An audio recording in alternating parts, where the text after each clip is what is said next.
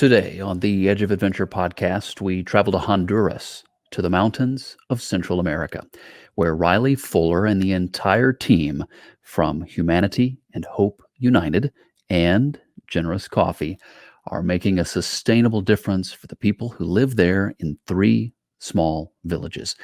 They're making a difference in healthcare, education, clean water, housing, security, and so much more.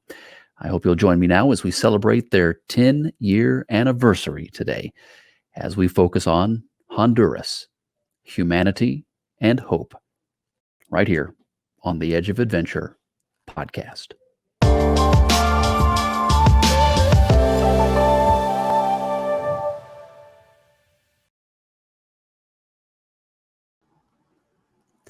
Riley Fuller, welcome to the Edge of Adventure podcast. Great to have you on the show, man. Adam, it's so nice to meet you finally. This is a couple years in the making. Yeah, we originally, a couple of years back, we were in contact, wanted to try to get one of these episodes done, find out a little bit more about what you guys do. Then one thing led to another, didn't happen. But here we are. Great to have you on the show. And, you're a great guy doing great things, and just want to have the opportunity for the audience to get to know you guys as well. So first of all, let me just ask how everybody's doing, with COVID being what it is. I know it's changed everything. Are you guys okay? How are the people in Honduras?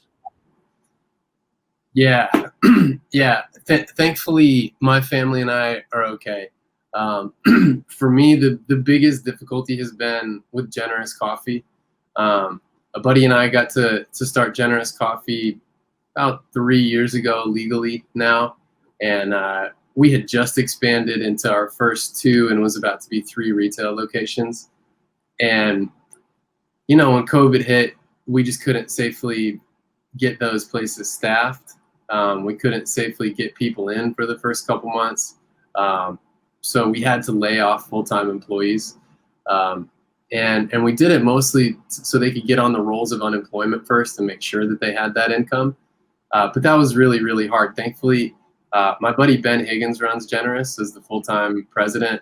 He does such a good job with the team that, unfortunately, when he had to lay people off, they volunteered through the rest of COVID, and we were just able to hire them back on in August. So thankfully, it's really hard to see. Generous has been a long-time dream of mine, so it's really hard to see a dream feel like it's pierced in the heart. But I recognize that has been my biggest struggle, and the second biggest one has just been with childcare. I have a 6-year-old, a 2-year-old, and a 9-month-old. And on a normal day like today, the 6-year-old goes to school for 8 hours, and the 2 little ones go to daycare for 6 hours.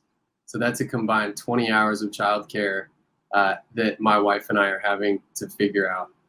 So those are our 2 biggest challenges, and those are nothing compared to what I know the real. Not to minimize my own, but there are challenges that are physically much obvious and deeper than what I've got. I mean, not even close. The people that we get to partner with in Honduras, they went through about a 5-6 month complete shutdown to the point where the police caught you on the street. They were going to impound your property. If you're driving a car, they were going to take it, send you to jail for up to 72 hours. And it just created, I think, intentionally a big atmosphere of fear, just with being able to live and get what you needed along with this virus. This work that we do with Honduran people, some of my best friends are Honduran. My brother is married to a Honduran woman. So I just want to put it very clearly up front that we don't look at Honduras as a poor country. But they are a country that does suffer from infrastructure that doesn't serve the people as well as the people deserve. The healthcare system is one of those. It is relatively overwhelmed in normal times. I know people who've gone to the hospital with a gunshot wound, and they haven't gotten treated because they didn't have the money to sewn up for bandages. So when you picture that healthcare system then overwhelmed by COVID and not being able to circulate at all, or one time a week, it just created a really, really, really difficult atmosphere. And even for our staff, we are dedicated to being radical, faith-filled hope dealers who create, multiply, and believe in hope regardless of the season. So we were able to identify COVID for what it was right from the beginning, in terms of the way that it meant for our team to process it. And thankfully, they fought really hard. Not being able to travel, they kept businesses going. The communities we partner with were disconnected from the city centers for a long time, so they made sure that they had food every week. But it overall, it was really, really tough. My guest today for the Edge of Adventure podcast is Riley Fuller. Now, Riley comes to us today from two different organizations, but they work hand in hand. So we have Humanity and Hope, and we also have Generous Coffee. So let's start, Riley, put this into perspective for everybody that's listening, getting to know you now for the first time. Humanity and Hope works in Honduras, and you guys do what? We bring tangible hope. So what that means, and this is different than a normal nonprofit. So a normal nonprofit, at least in my experience, will mostly focus on an issue, and a really, really worthy one. Water, electricity, housing, feeding, education, something that I think you feel like, hey, if we nail this is going to give this person a way better shot. We believe in that model, but looking at it like an investor, there are a lot of different levers for human growth. And what we want to do is to believe in whole human beings and to be able to support whole human beings. So choosing one issue and scaling it is just it's not the solution that sits right with our heart. So we invest in 6 key areas, and those are healthcare, education, jobs, infrastructure, community, and leadership. And to be a little bit more clear, infrastructure can be kind of ambiguous. What that means is electricity, water, housing, transportation. And so probably just hearing those 6 key areas and the several other ones that sit inside of one of them, it's a lot. And we know that, but we also know that human beings are complex, and we really want to be in relationships with whole human beings. We want to ourselves be whole human beings. So we want to be a part of helping people build the foundation to become a whole human being. So because we're really small, we work in 3 villages. We partner with 3 villages that have a total of about 572 people as of the last census a few months ago.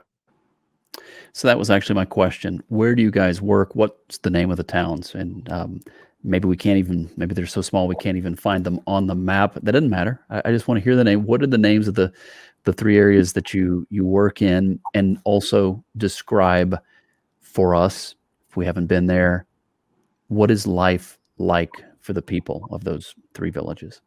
Yeah. Yeah. Well, they do. They all have electricity now because of COVID.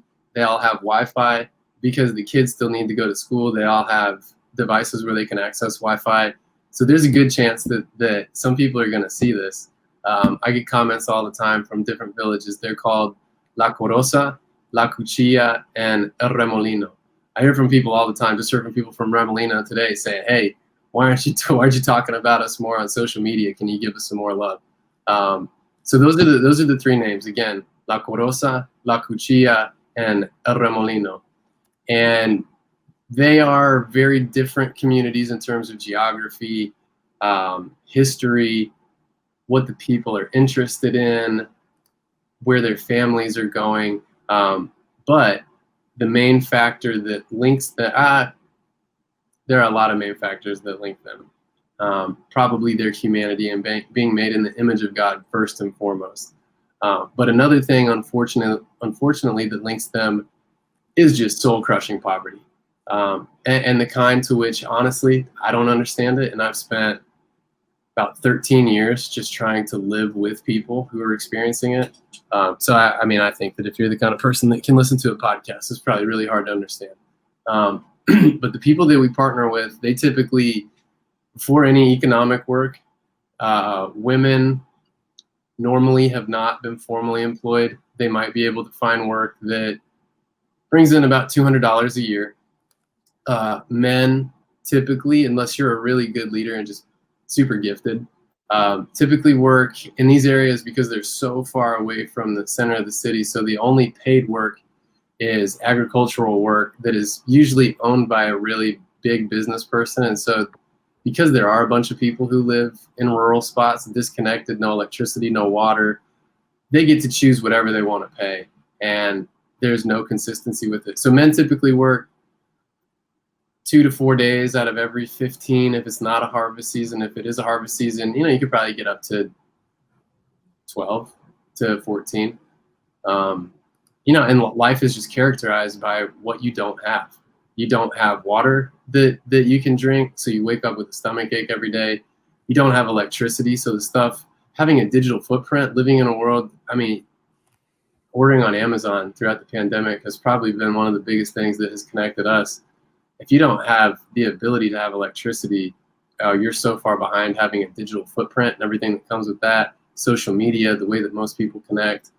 Housing is typically not weatherproof, made out of stuff that people can find. A lot of it is organic material, sticks and leaves. It just makes me sad, and it pisses me off talking about it.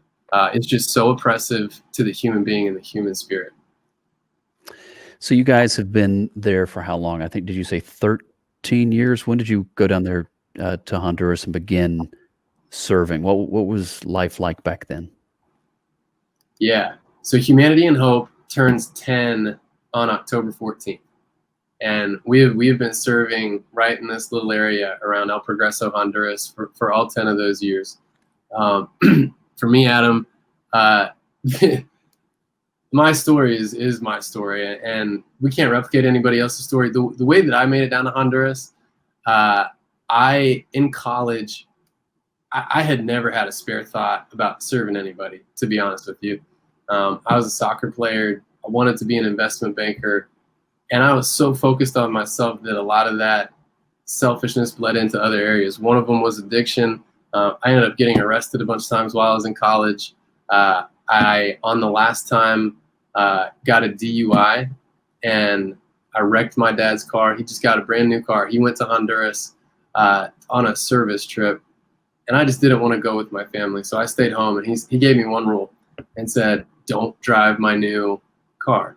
And so as soon as they left, I found the keys, and I did. And I'd been drinking and driving way too fast.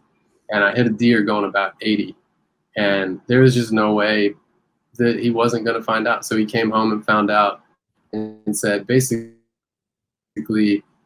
either, and this is a picture into privilege, either you come down to Honduras with us on a trip, or you're off the payroll and I'm not going to pay for your college anymore. So I chose going to Honduras, and that was the way, completely unintentionally, only because my family are good people, that I ever make it down to Honduras. Well, it sounds like your dad might have known what he was doing in giving you those two options. So, and that, like you said, that's your story, and everybody's story is unique. But I have a feeling there are quite a few people watching that can identify. We've all made mistakes, and we've all been terribly selfish. And there comes a point, really, where I think you have to make that decision as to, are you going to keep living like that? Or is there something more important than yourself? Is there something more important in the world, in life, in my life than me? And so it sounds like that was step one in your particular story. That was step one, getting you there, and then seeing all that is there. Great people, terrible poverty, lack of opportunity. So then you must have had some kind of a wake-up call. So anyway, so you then decided to do what? At what point did you realize this is what I need to dedicate my life to? So that first trip was in 2007. I made that realization in 2013. Started the nonprofit formally and legally in 2010. When I did that, I still had a corporate job with a big company, a Fortune 500 company. I was in a management leadership development program. So, was promoted every year, fast track to this thing and that thing. And so after that first trip, I thought, wow, poverty is terrible. It grew in me, this whole concept of the birth lottery, that where you're born determines so much of where you go. But other than that, man, it just was really disorienting. It felt like, at that point, I had no spiritual, religious belief, and I came down on a trip and was just confronted by this poverty that's so obviously soul-sucking. And our solution was to give away a box of food that would last for a week, and we would do it through the local church. And you had to sign up to the local church and say, hey, I believe in this church. I'm going to go to this church. And when you did that, you would get a box of food that lasted for a week. So the lack of honesty behind that, and just my goodness, how shallow that solution. I mean, it's not even a solution. But those things were so disorienting that I just couldn't give them up. So I had this job already laid out as an investment banker, and I decided, I had 6 months between when I graduated and started this job. I decided, you know what, I'm going to go on an adventure. I know I'll be on the Adventure podcast, the Edge of Adventure podcast someday, but really, I thought, you know what, I've got this free summer, and I can either get drunk and do stuff that I've already done, or I can go to Honduras and try to figure out, does anybody really care about what they say they do? Is anybody doing altruistic work honestly? What is religion's influence? Are people of faith more dedicated? Because I had nothing but questions and nothing but confusion in my mind. So that was then the next step. That trip was so jarring and so hard for me to understand that I thought, I want to take an adventure with this little bit of time I got, these 3 months, and go learn more. So I moved down there for 3 months, found a nonprofit that I could work with. I started volunteering there, and I hadn't learned how to be polite yet, I guess. And they just weren't doing what they said they were going to do. They were taking money from people that they shouldn't have. And so I ended up getting fired from that place in like 3 weeks. So the beginning of the journey, while very adventurous, was not clear to me what this whole thing at all was for. So it takes some time, and it seems like you've been on a journey, and it was different pieces, right? I mean, I see that, you had this rough start, and your dad kind of intervened, and then also as you saw these things, you immediately begin to see some things that wasn't enough. Like maybe it was good, but it wasn't enough. And I'm pulling from what you just shared. There's the ability to give someone a meal, right? And maybe with some kind of conditions even, but you give them a meal that feeds them for the day, or for that portion of the day. But I know from Humanity and Hope, from doing the research and from your heart, you guys have a bigger dream than that, and what you're doing is bigger than that. And I'm actually going to share something to the screen here. This is your website, so I'm just pulling it up. This is regarding the projects, one of the projects on the website currently. So tell me about this. You guys do building campaigns. What are they, and what's the objective? Yeah, well, really what we do is we provide the financing. So building houses in this particular village came in year 3 after we started partnering. And I would say one of our main goals and also tactics is to listen. Number one, it helps you form way better plans. Number 2, if you actually get listened to, it just feels right. It feels like, man, somebody's doing something good somebody nailed it today for me. So as we were listening, they identified 2 needs very clearly first. The adults needed jobs and something productive to do, and the people needed clean water. So those were the first things. And then after that, when the parents felt stabilized and productive, then they talked about wanting to send their kids to school. So then at that point, talk about an adventure. these kids had to walk an hour through a forest every day, just one way. And the forest, it's so far in the middle of nowhere. The rumor was that rapists and criminals lived there. So at that point, 5 out of 50 some kids were going to elementary school, 10%. The worldwide average is 90%. So anyway, we just kept listening, following the trail. Okay, in your opinion, what's the next most important thing? What's the next most important thing? What's the next most important thing? You know, and then what? And then what? So now it ended up education, huge priority. So built a school right there in the community.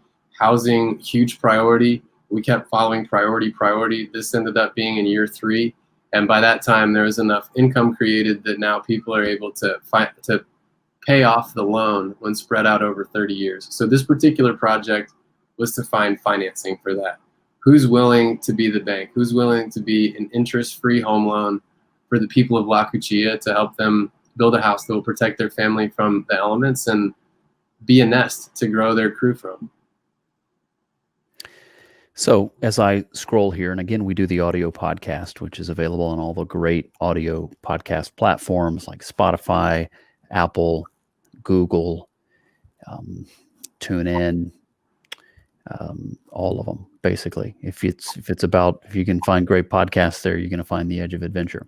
Love it. I'm a radio guy, so we love to do that. But you can also watch the video version on our YouTube channel and then also on our social media platforms like Instagram and Facebook. So if you're watching it, you get the extra treat of being able to see these images here. And, you know, you've clearly touched these communities in a variety of ways. I'm looking at this picture here of a playground. And tell me about this. This was built where, for us, it might be and feel so simple. How was it received? Was this a big deal to this community? Oh, yeah. Yeah. You know, one thing that wasn't clear to me in the very beginning is how big of an issue security is. And if you don't feel safe, it's really hard to play. And my goodness, think of a childhood without playing, and that's very easily an injustice that you want to eliminate. So yeah, this was one of those things. Frankly, we have an amazing leader of education, a woman who grew up in a community a lot like this particular one. She was one of, I can't remember, a million, between 9 to 12 kids, one of a ton of kids. And she ended up, it's really kind of a miraculous story. Anyway, she ended up graduating from university, and she's the one who's serving all of these people. And so it's her input saying, we don't just want to go from point A to point B. We want to enjoy it. And not only that, but literally we want to specifically build beauty into places where a lot of it has been taken. So we just think for so many reasons, the psychology of it, just feeling like a kid and enjoying things, this playground was a great way to express the values that we all share in common. My guest today for the Edge of Adventure podcast is Riley Fuller. He is joining us today from 2 different organizations that work hand in hand, obviously come from the same part of his heart and spirit. We've been talking about humanity and hope. And there's a few more questions I have about that. But let's also close the loop a little bit, make sure everybody understands what generous coffee is. You're talking about generosity right there. I think this is a great time to explain to the audience what generous coffee is and why it exists. Yeah. Yeah. Generous Coffee is a brand that allows a consumer to express their values into the world. So we say, generous coffee, drink life-changing coffee. What that means is that, the coffee is high quality. It's going to change your life for that day. It's going to be like, wow, this coffee was a little bit different and better than normal. And it's definitely going to change the life of the person who grew that coffee. So not only do we pay them better through the way that we purchase the coffee, but we also help tell their story. We get to know the people that we buy coffee from. And then beyond that, we invest every single cent that we earn back into Humanity and Hope and other nonprofits that are looking to build real and tangible hope, eliminating injustice in whichever way they've been dedicated to. So, All right. So then Generous Coffee is for profit. You make a profit, and then you sow that right back into Humanity and Hope. right. It all comes. It's trying to have a streamlined call to action: give, go, buy. Do you want to do something today? Give, go, buy. Look at any of those threes. Give your money to an organization that represents what you believe.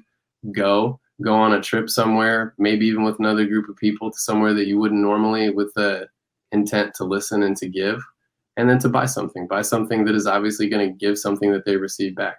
So we wanted to be able to, in a proprietary way, fill that buy slot, and then also be able to partner with other for-profit organizations. And then the best way for someone to purchase the coffee, let's say from the US or in Europe, or I don't know, from wherever, can you purchase it from the website, or do we need to go to particular locations and request it? Tell us, how can we be supportive in that way? Yeah, thank you. Go to generousmovement.com. We have about 10 different kinds of coffee. My favorite is the Honduran, unsurprisingly. Tell me about Hope. Okay, so the name of the organization is Humanity and Hope. I hear, as you talk about the people in these three communities and these three villages and the families and the kids and their needs, you have a heart for humanity. Awesome. Hope is the other half of this organization's name. Tell me about that. Where does somebody find hope, and how are you helping to bring it to the people that you care so much about? Yeah. Well, it's kind of interesting, Adam, being on a podcast like this, because it's all my opinion, and just the structure of it kind of naturally paints me as the hero of the story, which, when you get behind the curtains, is very obviously not the truth, not the full truth. So the biggest part of creating hope is using the life-changing structure that I was telling you about: education, healthcare, jobs, infrastructure, leadership training, and the ability to live in a community, live in a social contract, have your voice heard. When you combine all of those things together, and as the person who thinks that you're giving, because when we're giving, if we're humble enough, we're always getting back way more than we think that we're giving. But when you're in the seat of the giver, let's say if you're in my seat, if you can be humble enough to get out of the camera, if you can be humble enough to get out of the hero spot in the story and just encourage the people that you're working with to see themselves there. And when you do that as a value and not even a tactic or strategy, just trusting that ultimately it's going to work, then a lot of times it does. And so all of these things combined make it so that the people that we're partnering with are basically like, this is the craziest thing I have ever heard about, I have ever seen. Why? What in the world are you doing? And then it's at that point where we can say some version of, I see me and you, I see you and me, I know that I can, I know that you can. And for us, basically, we're all made in the image of God, and I see that in you.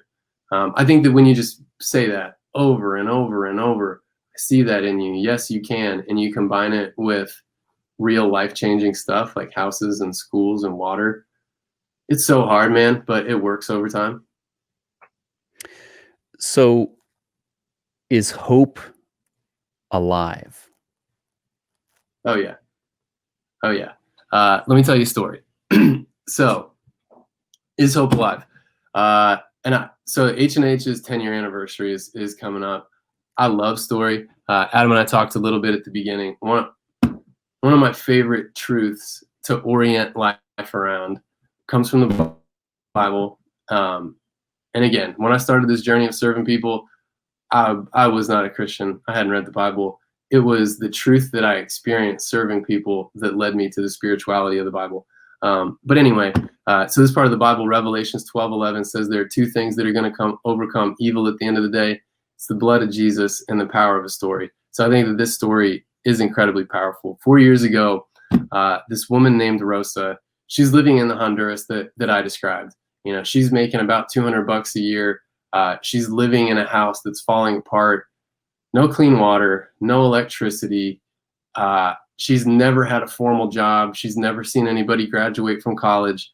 On top of that, she's got a young daughter. Her young daughter isn't going to school because of the things that I told you about, the walk through the wilderness, all of that.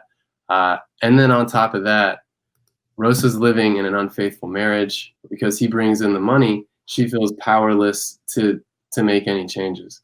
Fast forward 4 years, is Hope alive? Last week, 2 weeks ago, first week of September after Labor Day, Rosa helped me give a pitch for a really, really powerful chicken business. He's going to bring in about $280,000 a year in revenue. It's going to bring in about $35,000 in profit. And these are businesses that H&H has already got up and running. So there might be some variability, but we're pretty confident in it. And these businesses are going to represent a 700% increase in income for the 20 women who she's having follow her. Now, she's been leading chicken coops for about 3 years now. She started off as someone on the side, didn't have very much confidence, no work experience. It ended up being her thing, and she just really loved it because she could see her future in it. And she's walked through a ton of problems. About a year ago, chickens were dying. Weasels were getting in, and I don't see a picture of her up there, unfortunately, but weasels were getting in and they were killing chickens every night. So Rosa said, this is my thing. I'm going to go sleep in there and I'm going to kill the weasels until they're done. And so she slept in the chicken coop for 5 nights and killed every single weasel, and they haven't come back. Anyway, it just kind of shows her heart. So 4 years later, she's a business owning, home owning, healthcare provided, clean water drinking, enjoying electricity, and not just that, but she helped me give a pitch a couple weeks ago for a $60,000 chicken business that's going to open up all those opportunities for other women just like her. In the meantime, she's found out who she is, that, yeah, life can be really freaking hard, but she's really freaking strong because God's walking with her. And because of that, she left the man that was unfaithful to her, her daughter on a track, not in school, and at the age of 11, the normal education attained is 6th grade. She's on a track to repeat Rosa's life story, just being a victim to injustice. And now she's back in school. And this, oh my goodness, this is just a story that's repeatable. So, and it has been repeated so many different times. Rosa is just such a powerful woman. It's the first story that came to my mind. So is Hope still alive? There's no doubt in my mind, heart and spirit, it is more alive than we know how to process. Talking today with Riley Fuller of Humanity and Hope, also of Generous Coffee. As we've discussed, you can pick up some Generous Coffee, order it, get some amazing coffee, and at the same time know that all the proceeds are sown immediately back into Humanity and Hope. As we're getting to know Riley today and his heart and the heart of the organization and the things that Humanity and Hope are doing in those 3 precious villages in Honduras. So just by the way, to find out more information, be sure you check them out. These are the websites. I've had them on the screen. If you're watching the video version, you've been looking at it, you've been able to see that there. Listening to the audio podcast, get your pencil ready. humanityandhope.org. That's humanityandhope.org. And then also generousmovement.com. That's to get the coffee, generousmovement.com. And you'll also find them on Facebook. You'll find them as well on Instagram. Okay, so let's move on to a different type of a question. Let's say somebody in the audience is thinking, okay, I want to do something right now that's going to change my life. Something that is going to revolutionize the life I live. And it's what I call, on the edge of adventure, the desire to live beyond status quo. I want to do something that's going to take me past the things that I already know about. I'm ready for something more. What's a good place for somebody to start? DM the Humanity and Hope United Instagram, send us a Facebook message, send an email, get on the website. There's a ton of different ways. Send us a message about a trip. The beauty of all this is experiencing it. So send us a message about a trip and come to Honduras. We're opening up December 27th. Now, obviously, I know that this is COVID season, and even opening up trips has been a very complicated and hard thing to do. So if you're somebody like a lot of people that I know and love who are not ready to travel yet, then I think giving and buying are the two best options that you have right now. So I'd recommend that you find an organization locally where you can meet the people who are on staff, and you give to them and you follow your investment and you use your investment to try to learn more, to try to listen more, to try to understand, and to just try to love the people that they're serving more. And as you do that, spend some time in quietness, wait for a still small voice to rise up in you regarding those people that you've been around, and then share that voice with the people that you're with. You know, there really is no magic formula. There's just finding a way to serve vulnerable people, which we all are, but to serve vulnerable people with more and more and more of your heart. You know, so start local. You don't want to go on a trip, find somewhere local, send them a message, give them some money, and I guarantee they'll listen to you. Riley, question for you. What breaks your heart the most about what you see?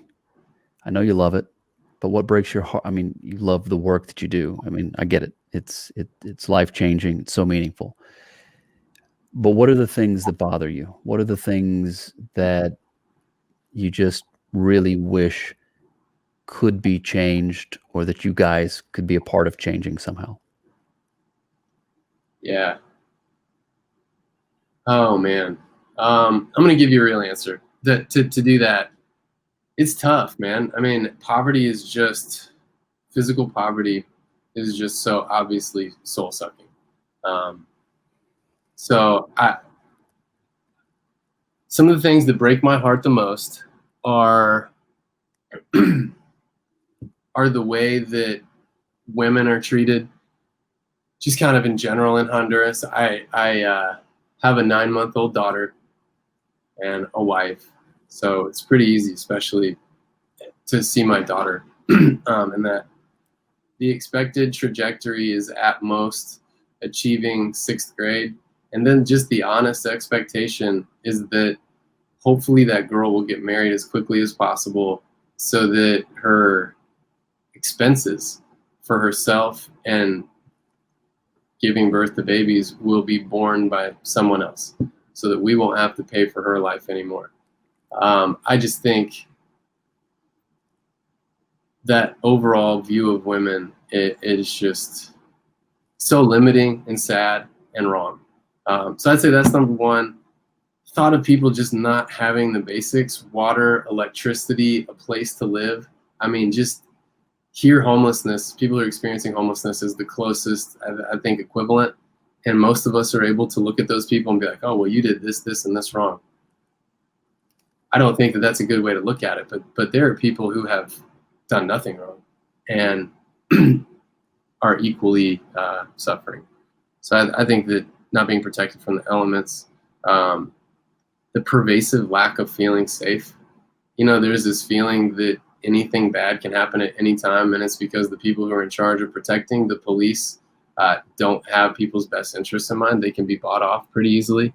So not having any clear line of justice and having different justice for different people. You know, does that sound familiar to anybody? There's just, I don't, it's a tough question. I could go on and on. When you're talking about poverty, physical right now, but even mental or spiritual, it's the worst. It sucks. It's lies. And it takes people's soul and humanity and ability to live the life they were supposed to. It takes away, John 10:10, life in abundance. It's terrible.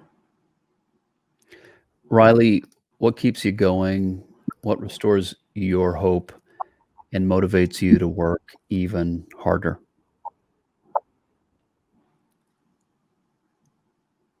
God. God is the honest answer. I want something more practical, because I know that there are a lot of people who don't believe in God, you know, and I've been one of those people. But the honest answer is, I wake up every morning and I spend time in stillness. You know, I personally try to make it 30 minutes, and I don't feel like I need to read anything or consume anything. I just try to spend time with God. And in that time, and this, I don't know, it sounds overly spiritual, but it is what it is. And that time when I spend with God, I talk to him like a friend, tell him what I need. I tell him when I'm pissed off. I don't hold back. And I always find a loving embrace waiting for me. And he, I don't know, God whispers in my heart telling me, you're building a life that you're going to be proud of. You're doing what I'm telling you to. You're responding to really the only important question in life, which is, what are you doing for other people? So I feel like with that kind of backup from God, I'm feeling like, man, I could mess this up any way that I know how, and it would still be good enough because I'm being obedient. Riley, it's really been great to have you on the show today. I know we've really only scratched the surface. You guys are doing so much. The need is great and the activity is great, all that you guys are working on. And it's inspirational. It's inspiring. There's been so many, I'm a radio guy. This is what I do. But as I've listened to you talk, there've been so many times throughout this conversation where there's the soundbite, there's the nugget of wisdom, and I think it says a lot about you and a lot about the organization. So I certainly want to encourage everybody to check it out, get to know him even better.